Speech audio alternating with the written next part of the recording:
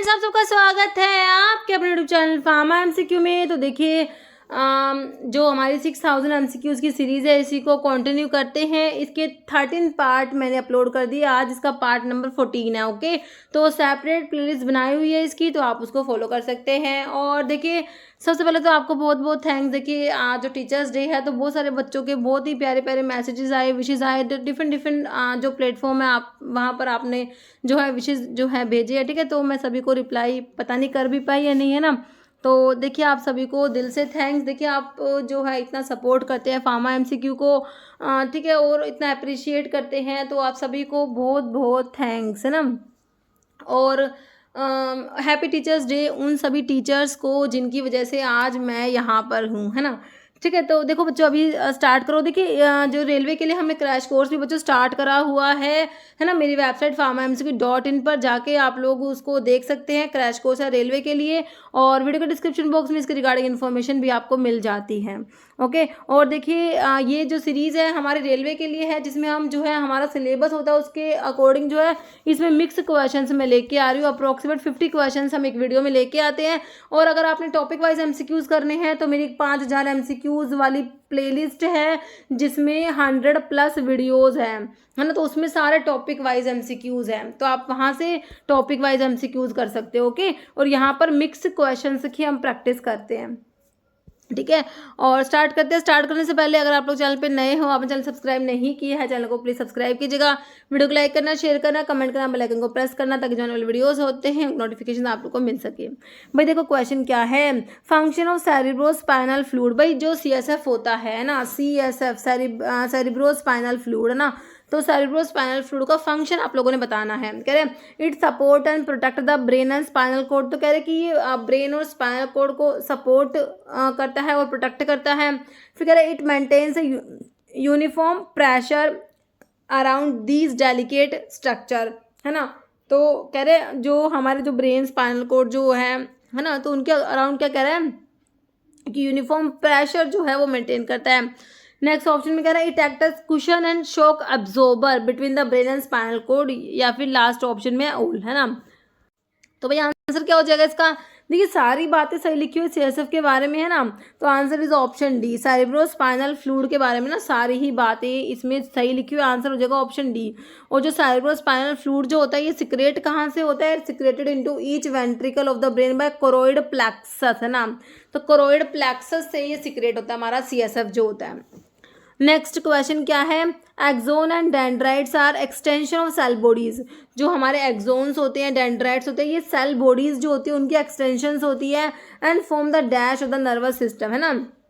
तो nervous system में आप लोग पढ़ते हो वाइट मैटर, ग्रे मैटर पढ़ते हो।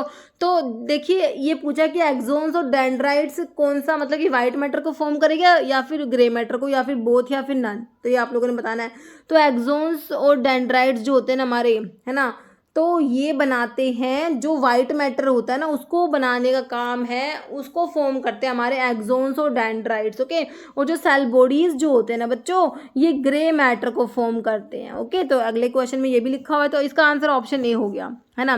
देखिए अगला क्वेश्चन है cell bodies form the dash nervous system. तो अभी मैंने आपको बताया कि भाई जो आपके एक्सोन्स और डेंड्राइट्स हैं उन्होंने तो वाइट मैटर फॉर्म करा, और जो आपके सेल बॉडीज होते हैं ग्रे मैटर फॉर्म करते हैं। ओके, ध्यान रखना है, ग्रे मैटर के लिए सेल बॉडीज याद रखोगे और वाइट मैटर के लिए एक्सोन्स एंड डेंड्राइट्स। ओके, तो इसका आंसर ऑप्शन ए हो गया, ग्रे मैटर। ओके, नेक्स्ट है कीटोजेनिक अमीनो एसिड। भाई देखो अब आपके अमीनो एसिड्स होते हैं उनको ना उनके जो मेटाबॉलिज्म के अकॉर्डिंग जो उनको डिवाइड किया गया। भाई जो आपके ग्लूकोजेनिक होते हैं, कीटोजेनिक होते हैं, और एक क्या होता है मिक्स होते हैं, जो ग्लूकोजेनिक भी होते हैं कीटोजेनिक भी होते हैं, है ना। तो आपके कीटोजेनिक पूछे हैं, तो कीटोजेनिक अमीनो एसिड्स कौन से हैं, ल्यूसिन, लाइसिन, वेलाइन, या बोथ ए एंड बी। भाई देखो आपके कीटोजेनिक में दो ही नाम आपने याद करने हैं, दो ही नाम होते हैं, एक तो आपका ल्यूसिन, एक आपका लाइसिन होता है बच्चों। तो आंसर हो जाएगा option D, both A and B. दोनों ए और बी दोनों कीटोजेनिक अमीनो एसिड्स में आते हैं। ठीक है, next, which of the following is true about lipotropic factor. तो लिपोट्रोफिक फैक्टर के बारे में कौन सी बात सही है?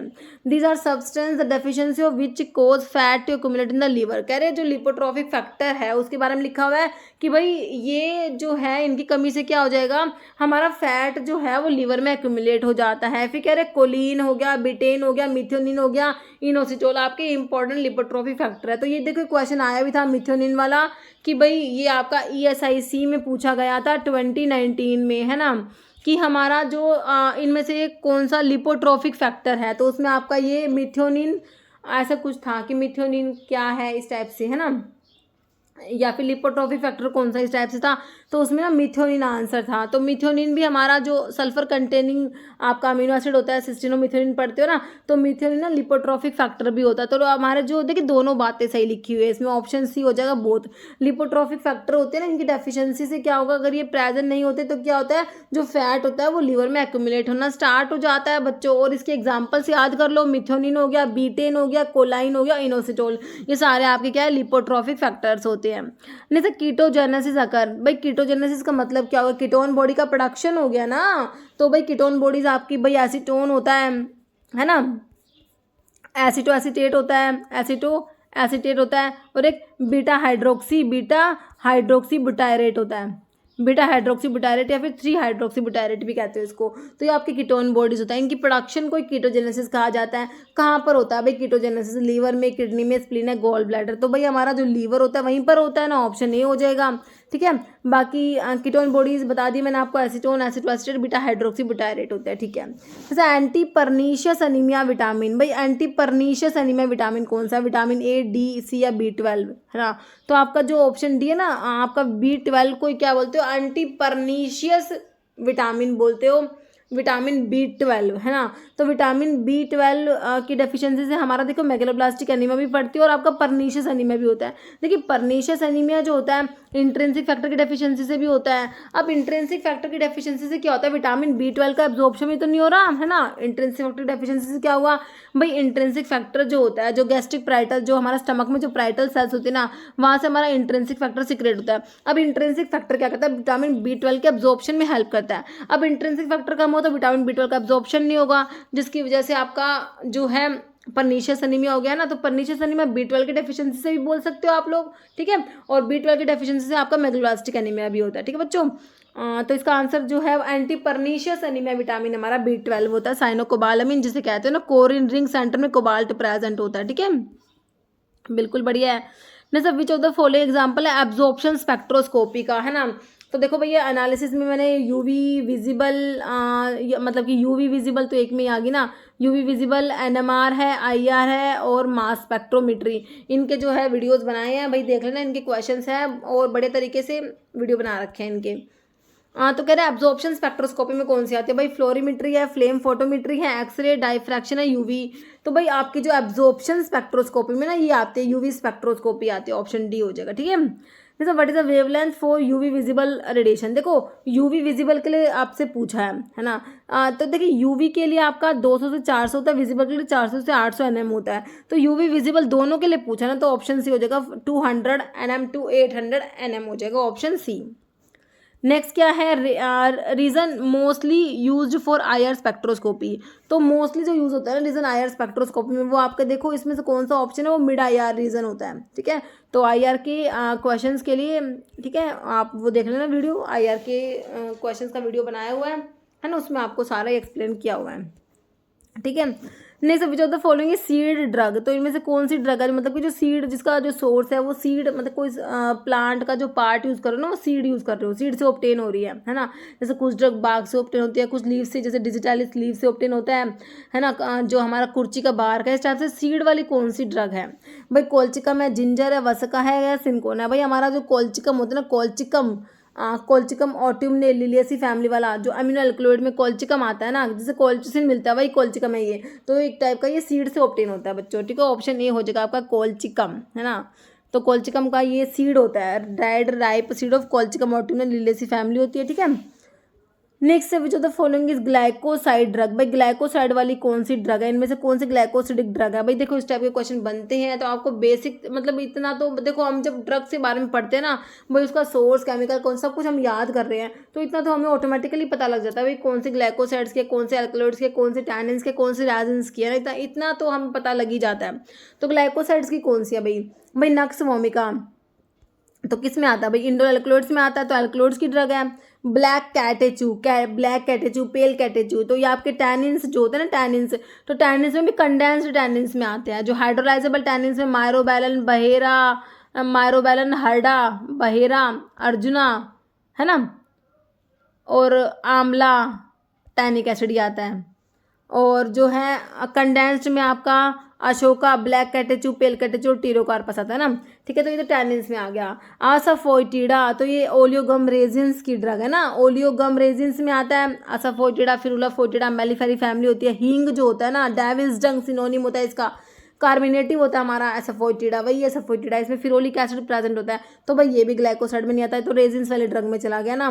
तो बचा क्या डिजिटैलिस, जो कि आपका क्या है कार्डिग्लाइकोसाइड की ड्रग है बच्चों। किसकी है, कार्डिग्लाइकोसाइड की ड्रग है डिजिटैलिस, ठीक है बच्चों। तो आंसर क्या हो गया, ऑप्शन डी हो गया।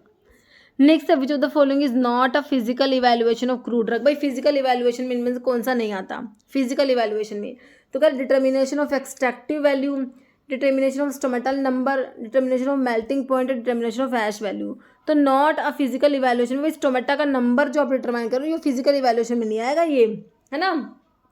बाकी एक्सट्रैक्टिव वैल्यू डिटरमाइन करना, मेल्टिंग पॉइंट डिटर्मिनेशन, ऐश वैल्यू डिटर्मिनेशन, ये सब आपका फिजिकल इवैल्यूएशन में आ जाएगा। तो भाई फिजिकल इवैल्यूएशन में भाई आपका देखो मॉइस्चर कंटेंट को डिटरमाइन करना है ना, viscosity, melting point, solubility, optical rotation, refractive index, ash value, extractive value, volatile oil content, foreign organic matter, ये सब फिजिकल इवैल्यूएशन में आता है। जैसे aldobionic acid is the main chemical constant, किसमें प्रेजेंट है एल्डोबायोनिक एसिड, कहाँ पर है भाई बता दो। ईसबगोल दिया, एसाफोइटिडा दिया, अगार दिया, अकेशिया दिया है ना। तो एल्डोबायोनिक एसिड बताओ भाई, अगार तो आपका अगार रेडल की जलेडी ममनसी से मिलता है, अगार अगैरोज एगैरोपेक्टिन होता है ना। बाकी अकेशिया जो गम होता है, अकेशिया अरेबिका है ना, लेग्यूमिनोसी फैमिली वाला एसाफोइटिडा का मैंने बता ही दिया। तो भाई एल्डोबायोनिक एसिड ना ईसबगोल में प्रेजेंट होता है आपका बच्चों, isabgol, Plantago ovata, plantaginaceae family जो होती है ना। तो ये ऑप्शन ए हो जाएगा, इसमें एल्डोबायोनिक एसिड प्रेजेंट है। तो ईसबगोल का हमने पढ़ा था, फ्ली सीड का सिनोनिम है, इंडियन साइलियम भी कहते हैं। सोर्स हमने देख लिया, seeds of the plant, plantago ovata, plantaginaceae family. इसमें म्यूसिलेज है तो इसलिए रुद्रम रेड करते हैं, पिंक कलर देगा, है ना। फिर कह रहे हैं स्वेलिंग फैक्टर, इसकी प्योरिटी को डिटरमाइन करने के लिए यूज़ किया जाता है। इस ईसबगोल का जो है 10 to 14 है स्वेलिंग फैक्टर, और जो इसका अडल्ट्रेंट है प्लांटेगो लैंसियोलेटा उसका 5 होता है। और इसमें ना पेंटोसन और एल्डोबायोनिक एसिड हमारे ईसबगोल में प्रेजेंट होता है, जो आपसे पूछा होता है एल्डोबायोनिक एसिड, ठीक है। चलो भाई नेक्स्ट क्वेश्चन देखो, select the incorrect group based on the chemical classification. तो इनकरेक्ट ग्रुप कौन सा, मतलब कि देखो केमिकल क्लासिफिकेशन लिखा हुआ है, जब भाई केमिकल कॉन्स्टिट्यूएंट्स जैसे कौन से अल्कलॉइड की ड्रग है, कौन से ग्लाइकोसाइड्स है, कौन से टर्पिनॉइड्स की है ना। तो इनकरेक्ट ग्रुप मतलब कि जैसे कि एक जो ग्रुप होगा ना उसमें सारी एक जैसी होनी चाहिए। देखो एक बारी, नक्स वोमिका आपको पता है इंडोल अल्कलॉइड्स में आता है, एर्गोट किस में आता है, ये भी इंडोल अल्कलॉइड्स में आता है, और सिनकोना आपका क्विनोलिन अल्कलॉइड में आता है, धतूरा किस में आता है, ट्रोपेन अल्कलॉइड्स में आता है। अब पेपरमेंट है, क्लोव, यूकलिप्टस और गार्लिक, ठीक है। तो आपने इनकरेक्ट बताना है, डिजिटैलिस, इर्गॉट, क्लोव, कैस्केरा। अब देखो इसमें डिजिटैलिस तो ग्लाइकोसाइड्स की हो गई, कार्डियोग्लाइकोसाइड्स की, इर्गोट किसकी हो गई आपकी इंडोल अल्कलॉइड्स में आ गया, क्लोव किस में आ गया, क्लोव आपका वोलेटाइल ऑयल वाली ड्रग में चली गई, और कैस्केरा आपका ग्लाइकोसाइड्स में। तो इनकरेक्ट तो ये ऑप्शन सी ही दे रखे, इसमें सारे अलग अलग हैं। बाकी डिजिटैलिस है ना, कैस्केरा, लिकोरिस है, सारे ग्लाइकोसाइड्स है। लिकोरिस आपका जो है ये सैपोनिक ग्लाइकोसाइड्स है, कैस्केरा एंथ्राक्विनोन्स में आ गया, ये भी एंथ्राक्विनोन्स है, सना भी, डिजिटैलिस आपका कार्डियोग्लाइकोसाइड्स है, ठीक है। तो जो डिफरेंट है ना इसमें से जो इनकरेक्ट है मतलब कि वो कौन सा हो गया, ऑप्शन कौन सा हो गया बच्चों, सी हो गया, है कि नहीं, बिल्कुल सही है। चले फिर next, D linalool is the main constituent of, भाई तो डी लिनालूल जो होता है ना, डी लिनालूल ये किसमें प्रेजेंट है, देखो अबाउट 90% तक डी लिनालूल प्रेजेंट है, किसमें, हमारा कोरिएंडर, धनिया, कोरिएंड्रम सटाइवम, एम्बेलिफेरस फ्रूट होता है भाई ये, इसका जो मेन केमिकल कॉन्स्टिट्यूएंट क्या याद रखोगे, डी लिनालूल। अबाउट 90% तक डी लिनालूल प्रेजेंट। आंसर क्या हो गया भाई, कोरिएंडर कौन सा ऑप्शन में, ऑप्शन डी में। कार्डमम इलायची, एलिटेरिया कार्डेमोमम, इलायची की फैमिली वही जो किसकी है, जिंजर की, जिंजिबरेसी है ना। अजवान, ट्रैकिस परमअमी है ना, अजवान ये भी अम्बेलिफेरस फ्रूट है। और अजवाइन के बारे में इसमें ना थाइमोल प्रेजेंट है अजवाइन में, क्या है, थाइमोल। फैनल, फोनिकुलम वल्गर अम्बेलिफेरस फ्रूट है। इसमें एनिथोल और फेनकोन होता है। फेनकोन पंजेंट है, एनिथोल बच्चों स्वीट होता है। ये भी क्वेश्चन आता है कि भाई एनिथोल का टेस्ट कैसा है, मतलब कि फैनल का जो एनिथोल है वो कैसा है, स्वीट है, पंजेंट है, ये भी याद रखना, ठीक है। तो ये क्लियर है। नेक्स्ट देखो, ट्रैकिस परमअमी is the botanical name of ट्रैकिस, तो अभी तो बताया आपको, ट्रैकिस परमअमी बताया ना अभी, एम्बेलिफेरस फ्रूट है। तो नटमक का तो मिरिस्टिका फ्रेगनेंस मिरिस्टिकेसी होता है ना। अजवाइन आंसर हो जाएगा ऑप्शन बी। बाकी कैटेचर कैस्ट्रोल दिया है, तो आंसर क्या हो गया, ऑप्शन बी अजवाइन। नहीं तो which of the following is therapeutic use of ipecac. Ipecac भाई आइसोक्विनोलिन एल्कलॉइड में आईपीकेक आता है, आइसोक्विनोलिन एल्कलॉइड में क्या आता है, आईपीकेक आता है। सिफेलिस आईपीकेक की ना सोर्स है, रूबिएसी फैमिली होती है आईपीकेक की, रूबिएसी फैमिली होती है। और आईपीकेक में एमिटिन और सिफेलिन प्रेजेंट होता है, एमिटिन और सिफेलिन प्रेजेंट होता है, ठीक है। इसके केमिकल कॉन्स्टेंट्स होते हैं। तो थेरेप्यूटिक यूज़ आईपीकेक क्या एज अ एमिटिक यूज़ किया जाता है, एमिसिस कराने के लिए, है ना। और ये एंटी अमीबिक भी होता है ना। तो इसमें क्या दिया हुआ है भाई, इसमें एमिटिक ही लिखा हुआ है, ऑप्शन ए हो जाएगा। बाकी कथार्टिक, एस्ट्रिंजेंट, लैक्सेटिव नहीं, ऑप्शन ए हो जाएगा, एमिटिक होता है, एमिसिस कराने के लिए, है ना। तो आपका आईपीकेक सिरप होता है जो एमिसिस कराने के लिए यूज़ करते हो। ये क्वेश्चन बना भी था, अभी एग्जाम में आया हुआ था। तो इनमें से कौन सा जो है मतलब कि ऐसा था कि कौन सा एमिटिक है या फिर आईपीकेक सिरप का यूज़ किया है, तो एमिसिस कराने के लिए यूज़ करते हैं, ठीक है। देखिए क्वेश्चन एज इट इज़ नहीं आते, बट क्वेश्चंस इनसे रिलेटेड ही आते हैं। देखिए ऐसा नहीं होता कि एज इट इज ये का ये क्वेश्चन आपके एग्जाम में आ गया, है ना। अब मैंने आपको ये पढ़ा दिया थेरेप्यूटिक यूज़ आईपी का क्या है भाई, ये एमिसिस कराने के लिए यूज़ होता है, एंटी अमीबिक भी होता है, ठीक है। तो अब क्वेश्चन आ गया जैसे आईपीकेक सिरप का यूज़ क्या है ना, या फिर इनमें से कौन सा जो सिरप है जो एमिटिक है, एज एमिटिक यूज़ करोगे एमिसिस कराने के लिए, ठीक है। तो इस टाइप से क्वेश्चन बनता है बच्चों। ऐसे नहीं होता कि एज इट इज़ क्वेश्चन आएगा, बट आपको पता होना चाहिए। अब आपको पता लग गया भाई आईपीकेक का यूज़ क्या है, एज ये एमिटिक होता है, एमिसिस कराने के लिए यूज़ होता है ना। और आपको मैंने इसका सोर्स बता दिया, इसकी फैमिली बता दी। अब किसी एग्जाम में इसकी फैमिली पूछ ली, इसका केमिकल कॉन्स्टेंट्स पूछ लिया, यूज़ पूछ लिया, है ना। तो इस टाइप से क्वेश्चन ना रिलेटेड क्वेश्चन आ जाते हैं एग्जाम में, ओके। जैसे which of the following crude drug is the answer for Borntrager test. तो बोन ट्रैगर टेस्ट बच्चों एंथ्राक्विनोन ग्लाइकोसाइड्स के लिए आप लोग पढ़ते हो, है ना। तो कैस्केरा आपका एंथ्राक्विनोन में बिल्कुल आता है, तो आंसर तो ऑप्शन नहीं हो जाएगा। कैस्केरा जो है रैमनस पर्शियाना रैमनेसी फैमिली होती है ना। तो इसके लिए बोन ट्रैगर टेस्ट आ गया। बाकी कैटेचू जो आपके कैटेचू जो आपके टैनिन्स में आते हैं, ये सब गोल मैंने आपको बता ही दिया। कार्बोहाइड्रेट वाले ड्रग में प्लांटेगो वाटा प्लांटोजेनेसी फैमिली हम पढ़ चुके हैं, ये सब गोल के बारे में। एल्डोबायोनिक एसिड इसमें प्रेजेंट था, है ना। पेंटोसन भी था, जिलेटिन है, ठीक है। तो इसका आंसर क्या हो गया बच्चों, ऑप्शन ए हो गया कैस्केरा, ठीक है। नेक्स्ट देखो, साइनोजेनेटिक ग्लाइकोसाइड्स प्रेजेंट है किसमें, बताना है। साइनोजेनेटिक ग्लाइकोसाइड्स जो होते हैं ना हमारे किसमें प्रेजेंट है, नटमग में, केओलिन में, लिंसड में, कोकेन में। साइनोजेनेटिक ग्लाइकोसाइड्स बच्चों किसमें प्रेजेंट होते हैं, तो भाई देखो आपका जो है लिंसड, है ना। तो लिंसड जो होता है ना, इसमें आपका लिनामेरिन जो होता है, ये साइनोजेनेटिक ग्लाइकोसाइड प्रेजेंट है लिंसड में, लिनामेरिन, ओके। जैसे which of the following law is not related to size reduction. भाई इनमें से कौन सा लो है ना साइज रिडक्शन से रिलेटेड नहीं है ना। तो साइज रिडक्शन के लो के लिए मैंने आपको केबीआर पोटाशियम ब्रोमाइड याद कराया हुआ है, याद हो तो आपको, है ना। तो इसके लिए कौन कौन से लो होते हैं भाई, किक्स लो होता है, बिल्कुल होता है। बॉन्ड लो होता है, रिटिंगर लो, किक्स लो, बॉन्ड लो, रिटिंगर लो, पोटाशियम ब्रोमाइड से याद करो भाई केबीआर, है ना। तो आपका जो है कौन सा लो नहीं आता, फिक्स लो जो है साइज रिडक्शन से रिलेटेड नहीं है भाई, आंसर ऑप्शन नहीं हो जाएगा। बाकी तीनों लो साइज रिडक्शन से रिलेटेड है, ओके। नेक्स्ट है dash is the Latin term use of mouth wash. Mouth MOUTH, ठीक है। तो इसके ओ को रिलेट करो कोलिटोरियम के ओ से, है ना। माउथ वॉश के लिए कोलिटोरियम है। कोलिरियम के आई को रिलेट करो आई वॉश से, है ना। कोलिनेरियम के कोलिनेरियम इसका एन से नाजल वॉश हो जाएगा, ठीक है बच्चों। तो इसका आंसर क्या हो गया, ऑप्शन सी। समझ आया। नेक्स्ट देखो, हार्डिंज मिल किसका वेरिएंट है भाई, रोटेरे कटर मिल का, बॉल मिल, हैमर मिल, फ्लूइड एनर्जी मिल। तो याद रखना भाई, हमारा जो बॉल मिल होता है ना, बॉल मिल, इसका एक वेरिएंट होता है हार्डिंज मिल। ऑप्शन क्या हो जाएगा, बी। जैसे central acting anti hypertensive, centrally acting anti hypertensive आप लोगों से पूछा है। तो सेंट्रली जो एंटी हाइपरटेंसिव का क्लासिफिकेशन पढ़ते हो ना, तो सेंट्रल सिंपैथोलिटिक्स उसमें आते हैं ना, तो उसमें क्लोनिडीन आता है बच्चों, क्लोनिडीन, और मिथाइल डोपा आता है। तो ये alpha methyl dopa, option B हो जाएगा। प्राजोसिन क्या है भाई, बता दो। प्राजोसिन सेलेक्टिव अल्फा 1 ब्लॉकर में आपके जोसिन वाली ड्रग आती है, जोसिन वाली। प्राजोसिन, टीराजोसिन, प्राजोसिन, टीराजोसिन और टैमसुलोसिन भी आता है ना, ठीक है, डोक्साजोसिन भी आता है, ठीक है। तो आपका जो है सेंट्रल एक्टिंग एंटी हाइपरटेंसिव में आपका अल्फा मिथाइल डोपा हो गया। ना सेंट्रल एक्टिंग मसल रिलैक्सेंट्स आप लोगों से पूछा है, कौन सा सेंट्रल एक्टिंग मसल रिलैक्सेंट्स है। बैक्लोफन बिल्कुल आता है, क्लोरमीजानोन, क्लोरजोक्सानोन भी आता है, डायजेपाम भी आता है, मिफनैसिन भी आता है, मिफनैसिन भी आता है इसमें। तो इसका आंसर ऑप्शन डी हो गया, all. Okay. Next, which of the following is GABA A receptor agonist बताना है। तो मस्सीमोल, गाबाजिन, फ्लूमाजिनिल तो बेंजोडायजेपिन का एंटागनिस्ट होता है बच्चों, ठीक है। तो आंसर इज मस्सीमोल, option P. Next, which of the following drug act as ulcer protective.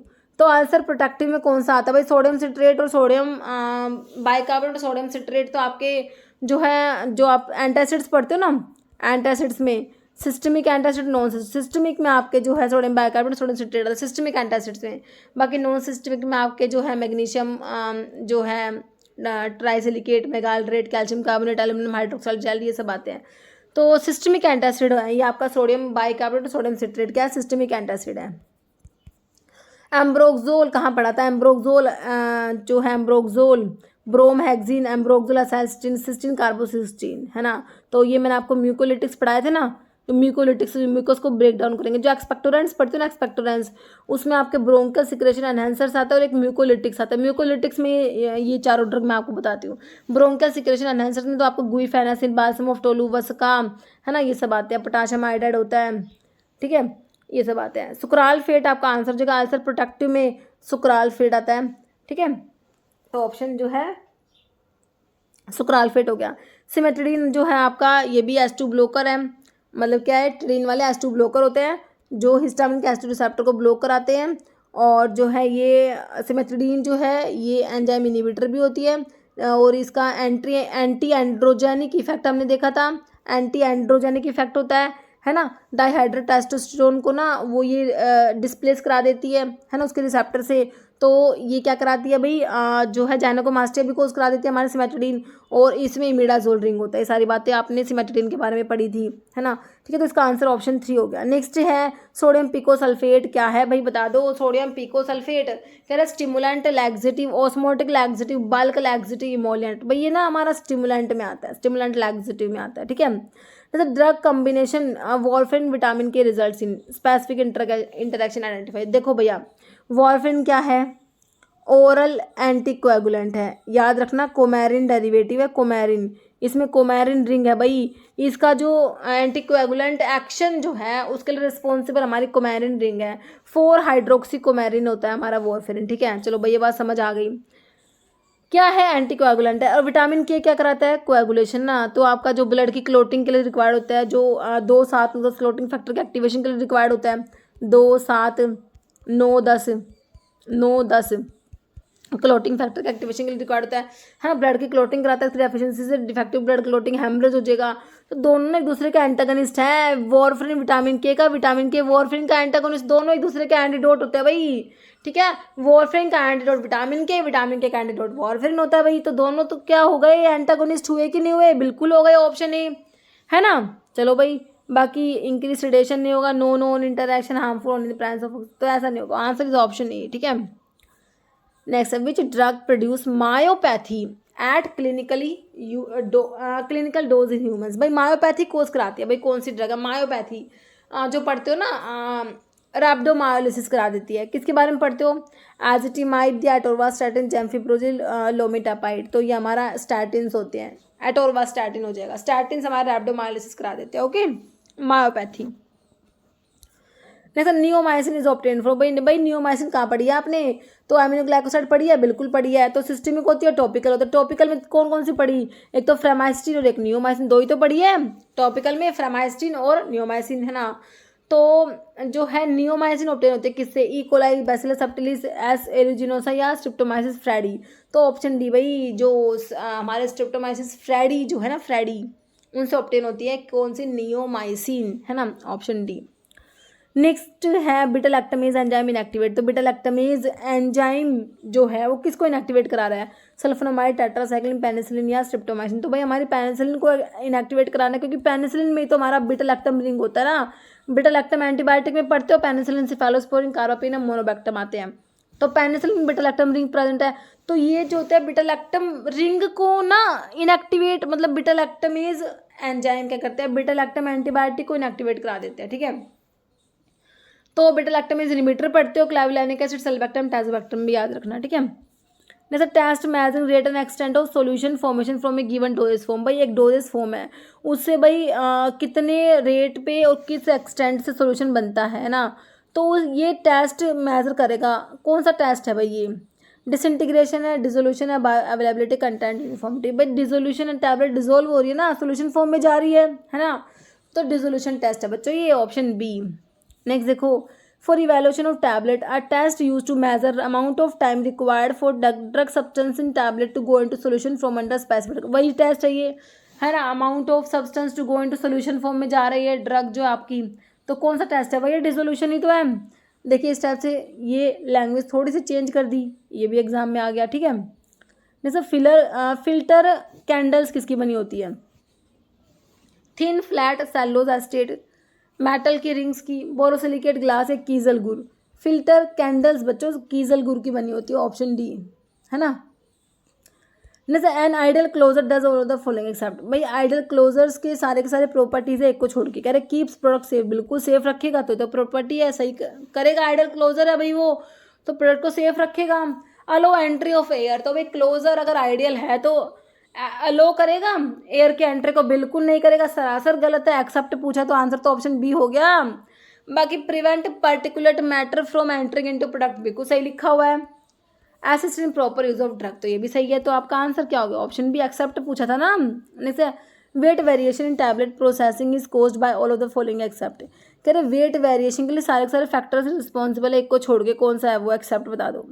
Non uniform granule size distribution, proper flow of granules, high speed of turret या प्रेजेंस ऑफ एक्सेसिव फाइन्स, है ना। तो wait variation के लिए responsible है सारे के सारे फैक्टर, एक को छोड़ के हाई स्पीड ऑफ टूरेट्स का इस पे ऊपर फर्क नहीं पड़ेगा। ठीक है, नेक्स्ट है aperture size of stainless steel mesh in disintegration test apparatus में। जो आपका जो स्टेनलेस स्टील की जो मैश है ना, उसका अपर्चर साइज पूछा है भाई। कितना डीप में क्वेश्चन पूछ लिया। तो भाई चार ऑप्शन देख लो, है ना। तो इसका आंसर देख लो भाई, ऑप्शन सी होगा, 2 ± 0.2 mm हो जाएगा ना। ठीक है, नेक्स्ट क्या है? Geometric dilation is use for. Geometric dilation किसके लिए यूज़ करते हो भाई? Mixing of potent drug, tooth powder, dusting powder या स्नफ, किसकी मिक्सिंग के लिए यूज़ करोगे भाई? पोटेंट ड्रग की मिक्सिंग के लिए यूज़ करते हैं ज्योमेट्रिक डाइल्यूशन, ऑप्शन ए, है ना। तो ज्योमेट्रिक डाइल्यूशन में कहते हैं this method is used when potent substance are to be mixed with a large amount of diluent. Okay, this is the most accurate method for determining the molecular mass of a compound at its elemental composition। भाई कोई भी compound का molecular mass आपने determine करना है, तो कौन सा मेथड जो है वो मोस्ट एक्यूरेट मेथड है भाई? Mass spectrometry, UV visible. तो यूवी से तो भाई आप कॉन्जुगेशन का पता लगा सकते हो, है ना। कोई भी कंपाउंड में कॉन्जुगेशन है या नहीं है ना, तो इसके लिए यूवी होगा, IR या फिर नन। तो भाई इसके लिए हमारा मास स्पेक्ट्रोमेट्री आता है भाई। मोस्ट एक्यूरेट मेथड होता है मोलिकुलर वेट जो है, मोलिकुलर मास जो है कंपाउंड को डिटरमाइन करने के लिए। Okay, option A. जैसे प्रिंसिपल इन्वॉल्विंग मास स्पेक्ट्रोमीटर में क्या प्रिंसिपल है? एक्साइटेशन इलेक्ट्रॉन का नहीं होता भाई। इलेक्ट्रॉन की जो आपका मोलिक्यूल होता है ना, उसके ऊपर ना इलेक्ट्रॉन बीम को बम्बार्ड किया जाता है। तो ये बिल्कुल सही है, option B. Electron impact bombardment वाली मोलिकुलर वाइब्रेशन आपका IR में होगा, splitting of electron magnetic energy. ठीक है, तो आंसर ऑप्शन बी हो गया। जैसे CDSCO हेडक्वार्टर कहाँ पर है भाई? CDSCO headquarter new Delhi, Mumbai, Kolkata या चेन्नई, तो कहाँ पर है? ऑप्शन ए न्यू दिल्ली में, option A. Next aspirin sodium कहाँ पर आएगी भाई? शेड्यूल जी में, एच में, जे में या डब्ल्यू में, है ना? जी में मेडिकल सुपरविजन वाली ड्रग आती है, GMS से याद रखते हो। एच में प्रिस्क्रिप्शन ड्रग आती है, जे इनक्योरेबल डिजीज के लिए। बचा क्या? डब्ल्यू जिसमें जेनरिक ड्रग आती है, ऑप्शन डी हो जाएगा शेड्यूल डब्ल्यू, है ना? नेक्स्ट है example of schedule G drug, अभी बताया मेडिकल सुपरविजन वाली ड्रग देते हो, कौन सी है? मेटफॉर्मिन, इनालाप्रिल, सेफिरॉक्सिम या बार्बिटल, तो कौन सा आएगा? मेटफॉर्मिन। ओके, नेक्स्ट है which of the following is a superficial vein of the cardiovascular system. Superficial vein कौन सा कार्डियोवास्कुलर सिस्टम का? Basilic vein, axillary vein, subclavian vein है, पाल्मर वेन। सुपरफिशियल वेन जो है option A basilic vein. Next है dash medications are stock on nursing station at all time, हर time ये available होते हैं नर्सिंग स्टेशन पे, but they are not directly charged to account, patients के account में डायरेक्टली इनको चार्ज नहीं करते। Cost of such medicine is adjusted in the room, के रेंट में इनकी कॉस्ट को एडजस्ट किया जाता है। कौन सी मेडिसिन है ये? नॉन चार्ज फ्लो स्टॉक है, चार्ज फ्लो स्टॉक है, सैटेलाइट फार्मेसी है, नन, तो बताइए कौन सी मेडिसिन होती हैं ये हमारी नॉन चार्ज फ्लो स्टॉक होती है। ठीक है, ऑप्शन ए। नेक्स्ट है नॉन चार्ज ड्रग कौन कौन सी है? सलाइन सोल्यूशन, डेक्सट्रोज, बोथ है, तो भाई दोनों ही होंगे ना, सलाइन सोल्यूशन, डेक्सट्रोज सोल्यूशन दोनों नॉन चार्ज में आते हैं। यूनिट डोज डिस्पेंसिंग सिस्टम किसके लिए यूज़ करोगे भाई? इन पेशेंट्स के लिए, आउट पेशेंट के लिए, both in patients and out patient या emergency patients. Unit dose dispensing भाई इन पेशेंट्स के लिए यूज़ करोगे ना, आउट पेशेंट के लिए तो कहाँ यूज़ करोगे ना, ऑप्शन ए। नेक्स्ट है dispensing of medicine would be difficult in the absence of pharmacy in the following system, तो इनमें से कौन से सिस्टम में जो मेडिसिन को डिस्पेंस करना डिफिकल्ट होगा? In the absence of pharmacist की एब्सेंस में आप मेडिसिन को डिस्पेंस नहीं कर पाओगे। कौन से सिस्टम में? Unit dose dispense system, individual prescription order system, floor stock system या कॉम्बिनेशन सिस्टम, तो किसमें होता है ये होता है इंडिविजुअल प्रिस्क्रिप्शन ऑर्डर सिस्टम में, ऑप्शन बी। नेक्स्ट है a patient that is admitted in the ward is known as, है ना, एक पेशेंट जिसको वार्ड में एडमिट किया गया उसे क्या कहोगे? In patient, out patient, ambulatory patient, none, तो ये हमारा क्या होता है? इन पेशेंट्स होते हैं ना, ऑप्शन ए। ठीक है, तो भाई ये हो गए हमारे 50 क्वेश्चन। अब एक क्वेश्चन जिसका आंसर हमेशा की तरह आप लोग देने वाले हो, है ना। Ketogenic amino acids are leucine, lysine, valine, both A and B, तो मैंने आपको वीडियो में बताया भी है इसके बारे में, अगर आपने वीडियो को अच्छे से सुना है तो आप इसका आंसर दे पाओगे। ठीक है बच्चों, तो इस वीडियो में इतना ही। अगर आपको वीडियो अच्छी लगे तो लाइक करना, शेयर करना, चैनल पे नए हैं तो मैं आप लोगों से रिक्वेस्ट है कि चैनल को प्लीज सब्सक्राइब जरूर करना। Okay, thank you.